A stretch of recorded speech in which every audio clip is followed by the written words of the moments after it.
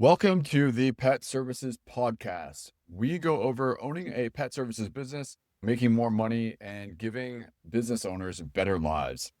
Today, we'll talk about the hiring process for your pet business, and I'm going to be extremely blunt. Hiring for most positions in sitting and walking, daycare attendant is relatively easy. In terms of technical skills that are required to take care of pets, it's a pretty easy position to hire for. Everybody wants to do it, and there's very little actual skill that you can't at least learn quickly. So I've gotten in a few heated discussions with people about this, but the fact of the matter is that most positions are easy to hire for, or they're very easy to train for. And there are exceptional people but an appropriate level of skill is not challenging to find. It's not. So this gives the employers an incredible advantage because realistically, you have pick of the litter, so to speak. And so when you've got easily, and I know this sounds bad, but when you have easily replaceable staff, you are in a position of power when it comes in terms of the business owner. So it's kind of important that you use that power wisely. And I know that sounds really callous. I'm aware of that. But if we're not honest about the business, we are pulling punches. And ultimately, I want you to be successful. And I just have to say it. Like, I do believe in being an empathetic leader. I do not think that discarding people like their playing cards is a nice thing to do.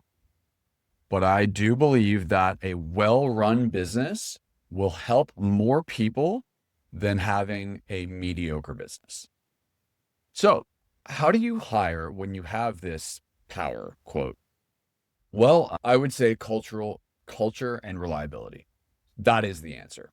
When you have staff that are a toxic culture, it's going to bleed through to the remaining staff. It bleeds through and it will cause problems that don't actually exist. Human resources start to creep up and productivity will go down and resentment will start to brew, and that will affect the way that you operate towards your customers, and that will affect the way that you operate towards your pets, and it is a downward spiral. Between the time that I drafted this podcast and the time that I'm delivering it right now, I had to make a call. We had hired a very, very skilled person who brought great attributes to the table. However, this person called out on their 10th day, and I made a quick split decision to immediately replace that person. Some of my staff gave me flack for it and justified why we should be keeping that person, but ultimately, this isn't my first rodeo, and I have to set a tone. Our standards are high, and here we are. That is the results of that. So ensuring that staff are reliable helps you, the business owner, be able to sleep at night. And as a business owner, we need a good night's sleep. Am I right? So the last thing that you want is to set up your business and have to worry about staff not showing up or not completing important tasks that were assigned directly to them. Like, the business should just run. Ensuring that staff are reliable, builds a small team, and call outs when you have a duty of care to pets is completely unacceptable. When you have clients that are expecting you, that is unacceptable. When you have staff that are relying on you, it is unacceptable. You do not need to worry about that stuff. You have other things to worry about, and this one is fixable. So make sure that you're fixing it. So what does it mean to have a bad culture? What does it look like to have a bad culture? Well, a bad culture is going to manifest in the attitude that staff have when they come into work. And that attitude is going to shine through to everything that they do.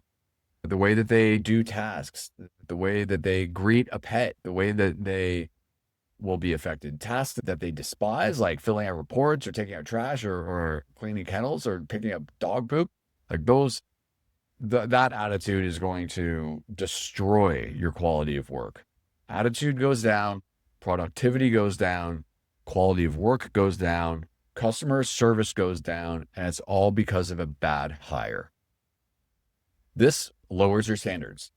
And when your standards are lowered with one person, it's only a matter of time before they're lowered with another. It becomes a slippery slope, and suddenly your business is a mess.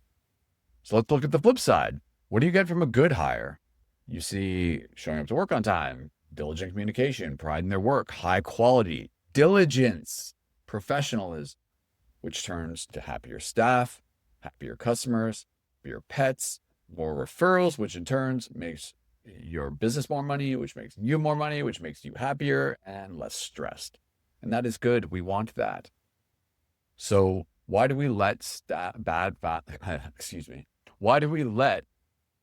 why do we let bad staff fester and bring the organization down? It can be for some of the following reasons, and you don't need to stop me if I hit it. So they haven't done anything egregious enough for them to be fired. You don't actually see the toxic traits that they bring. You're their boss, so you're not expected to, but the staff around you are telling you about it. But because you don't see it, you don't take action. You don't know that your staff are toxic because you haven't asked. You haven't asked any of the other staff.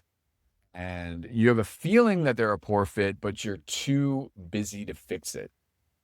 So I will say, stop what you're doing. You have to get your house right. You have to get your house right by building the right team. You have to hire for the right things.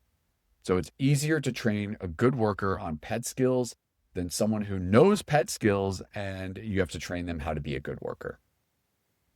Let that sink in. Let me say it again. It is easier to train a good worker on the pet skills than someone who knows pet skills how to be a good worker. As a business owner, you may or may not be in the weeds every day. If you're not in the weeds every day, pull in everyone for a one-on-one and make sure to just frankly ask about their relationship with other people. Ask what their relationship is like with their managers. I'm not encouraging gossiping. Like, you don't want somebody to come in and just BS with you for a while and talk smack, but you need to get a good idea and have your finger on the pulse. Is there anyone that's not pulling their weight? Is there anyone that makes you dread coming into work? Have you seen anything from any of the other staff that would make a customer not want to come back? Ask these questions. Then, when you find the cancer in an organization, you have to remove it, and you have to do it quickly. I know it's hard. I know it hurts, but I have never felt like I'm going to fire someone and then waited and then been right about that. It's always just a waste of time, and it is inevitable. You're drawing it out. So if you feel like you need to fire somebody, you can give them a performance improvement plan or a PIP. You can have a chat with them, but if they are not performing, you gotta fire them. And if you feel like you're gonna do it, just do it. So if you really want to run a sharp business and you want to run an effective business, you need to make those changes to your hiring, and you need to fire the wrong people because they'll just bring your organization down. I have created a little one-page framework, which is available on our website. If you want to hear more advice on how to run a pet services business, please like and subscribe. Give me a good rating, and I will do my best to pump out quality, no fluff content for you. Thank you very much. Signing out. Peace.